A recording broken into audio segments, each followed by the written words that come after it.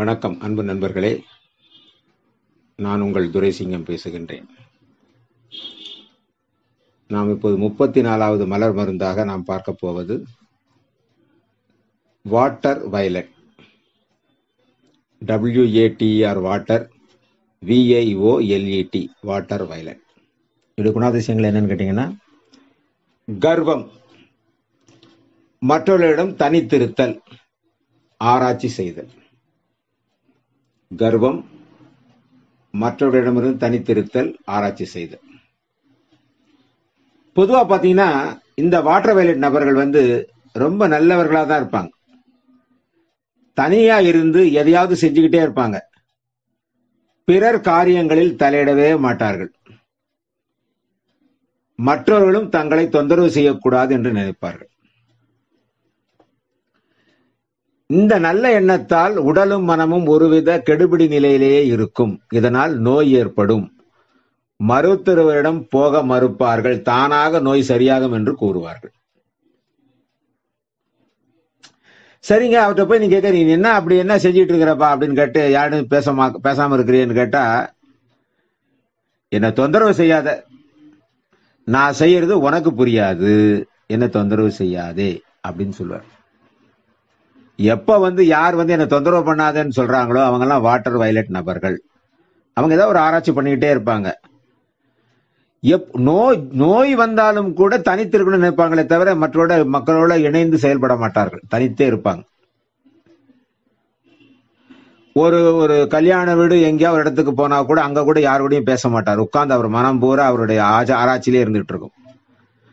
அவர் தனிச்சு இருந்துகிட்டே இருப்பார். அதுல வெற்றி அடையும் போது ரொம்ப கர்வம் அடைவார். நான் எவ்வளவு பெரிய வேலை சாதிச்சேன் தெரியுமா அப்படிம்பார். அதனால அவரை மண்டக்கணம் பிடிச்சவன்னு சொல்லுவாங்க மக்கள். அவன் கிடக்குறான்டா, மண்டக்கணம் பிடிச்சவன்டாவன் அப்படின்னு சொல்லுவாங்க. அந்த ஒரு பேர் அவருக்கு ஏற்படும். அந்த மாதிரி உள்ளவர்களை இந்த வாட்டர் வயலட் மாற்றும். அவங்க ஆராய்ச்சியெல்லாம் பண்ணாம விட்டுருவாங்களாம் கிடையாது. ஆராய்ச்சியெல்லாம் பண்ணுவாங்க, எல்லாம் பண்ணுவாங்க.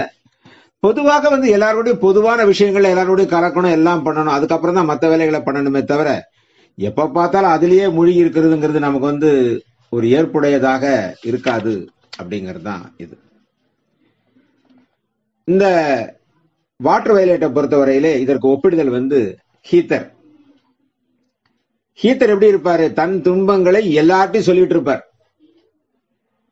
அடுத்த ஒப்பிடுதல் வைன். அதிகாரம் செய்வார், தலைகணம் பிடித்தவர், தான் சொன்னதை செய்ய என்று அதட்டுவார். இதுதான் இவரோட ஒப்பிடுதல் உள்ள விஷயம். எங்களுக்கு ஒரு பணி நீக்கிய அனுபவம் அப்படிங்கிறது அலுவலகத்தில் தான் கிடைச்சது. ஒரு புது ப்ராஜெக்ட் ஒன்று பண்ணணும்னு சொன்னாங்க. நாங்க வேலை பார்த்த அலுவலகத்துல. நான் எந்த அலுவலகத்துல வேலை பார்த்து உங்க யார்ட்டையும் சொல்லவே இல்லை இல்லைங்களா? அதை இப்ப இங்க பகிர்றேன். நான் டிரான்ஸ்மிஷன் சொல்லுவாங்க. அந்த டிரான்ஸ்மிஷன் ட்ரெயின்டு நான் டெக்னீஷியனா ஜாயின் பண்ண அலுவலகத்துல முதல்ல 74ல. அதுல என்னன்னு கேட்டீங்கன்னா, நிறைய டெக்னிக்கல் ஒர்க் இருக்கக்கூடிய விஷயம். அப்ப எங்களுக்கு மேல உள்ள அதிகாரி ஜேயா இருந்தாங்க. நான் ரிட்டையர்ட் ஆகும்போது அந்த பதவிக்கெல்லாம் வந்துட்டேன். அது வேற விஷயம். அப்போ என்னன்னு கேட்டீங்கன்னா, எங்களுக்கு ஒரு ப்ராஜெக்ட் ஒன்று வந்தது. நாங்க வேலை பார்த்த இடம் எப்படின்னு கேட்டீங்கன்னா, VFTன்னு சொல்லுவாங்க, வாய்ஸ் ஃப்ரீக்வன்சி டெலகிராஃபின்னு பேர். இந்த டெலகிராஃபி போற சர்க்கியூட் எல்லாம் எங்க வழியா தான் போகும். அதாவது நிறைய சேனல்களாக மாற்றக்கூடிய வேலைகளை செய்யக்கூடிய மெயின்டெனன்ஸ் ஒர்க். அப்போ ஏதாவது ஒரு சிஸ்டம் ஃபெயிலியர் ஆனா அலாரம் வரணும் அப்படிங்கிறதுக்காக ஒரு அலாம் போர்டு செய்யணும்னு சொன்னாங்க. என் கூட ஒருத்தர் அட்டாச் பண்ணாங்க. நாங்க 2 பேரும் அந்த வேலையை பண்ணோம். ஆனா நான் அந்த வேலை பார்க்கற நேரம் மீ நேரம் ஜாலியா இருப்பேன். அவர் அப்படி கிடையாது. ராத்திரி பகல் பார்த்தா அந்த சர்க்கியூட் போர்டு அதுலயே இருந்து அவங்க மிஸ்ஸஸும் நம்ம லாக்காவில் வேலை பார்க்கறவங்க. அவங்க அலுவலகத்துல இருக்கவங்க. அவங்க போன் பண்ணாங்க. ஒரு நாள் போன் பண்றாங்க, என்ன துரைசிங்க, என்ன சார் எப்ப பார்த்தாலும் வீட்டுல வந்தாலும் ஒன்னும் பேச மாட்டேங்கிறாரு, எப்ப பார்த்தாலும் என்ன டிஸ்டர்ப் பண்ண கொண்டு சர்க்கியூட்டை போட்டு பண்ணுறாரு அப்படின்னு. அப்படிங்களாம்மா, சரிம்மா பார்ப்போம் அப்படின்னு. அப்ப பார்க்கும்போது தான் அவர் ரொம்ப உடல்நிலையெல்லாம் பாதித்து ரொம்ப சரியா உணவெல்லாம் உட்கொள்ளாம ரொம்ப ஒரு மோசமான நிலைமைக்கு அவர் போயிட்டார். அப்பதான் சரி, எனக்கு ஒரு பயம் என்னன்னா, ஒரு ரெப்பு அதிகாரி தான் இருந்தாலும் பரவாயில்ல, இவரை ட்ரை பண்ணி பார்த்துருன்னு முடிவு பண்ணி என்ன பண்ணோம், வழக்கமான எங்க பாலிசி தான். எங்களோட பாலிசி பண்ணி எங்க அலுவலகத்துல டீ டைம் சொன்னா யாரும் டீக்கெல்லாம் வெளியில போக மாட்டாங்க. மொத்தமாக டீ வாங்கி கொண்டாந்து எல்லாருக்குமே பங்கிட்டு கொடுப்பாங்க. அதான் பழக்கம். நான் அப்ப சொன்னேன், டே இவருக்கு எங்க 2 பேருக்கும் கொண்டா, என்ன அவருக்கு மட்டும் நைஸா அதை கொஞ்சம் போட்டு கொடுறான்னு சொல்லி மருந்து கொடுக்க ஆரம்பிச்சேன். ஏன்னா எங்களுக்கு அந்த நேரத்துல வந்து ஜெனரல் டியூட்டின்றதுனால நாங்க 2